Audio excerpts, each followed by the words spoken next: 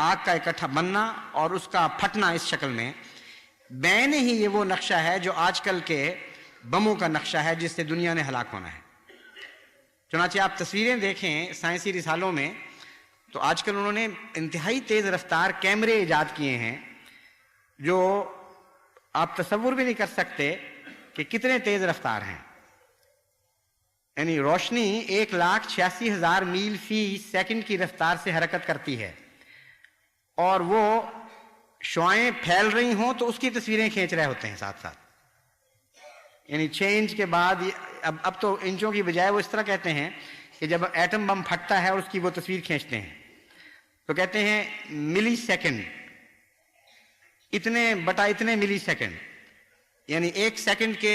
लाखवें हिस्से में या 2 लाखवें हिस्से में जितना मवाद फैला उसकी ये तस्वीर है, और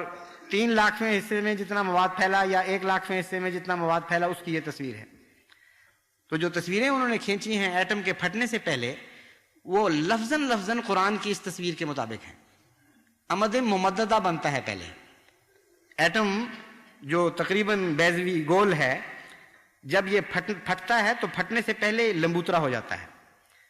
और अंदरूनी कुव्वत इसके अंदर इज्तिमा करके दबाव पैदा करती है, और जब वो सिर्फ एटम ही नहीं बल्कि वो मजमुआ एटमों का जो फटता है वो सारी की सारी चीज इसी तरह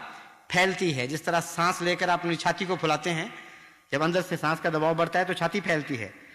उस तरह वो मजमुआ मैस का वो फैलता है और सांस लेना शुरू कर देता है गोया, और अमद मुमद्ददा बन के फिर आखिर फट जाता है। तो और एटम की आग वो आग है जिसके मुतालिक ये कहा जा सकता है तत्तलेओ अलल अफिदा, ये दिलों पर झपटती है, क्योंकि इतनी खतरनाक रेडियाई ताकतें पैदा होती हैं इसके नतीजे में कि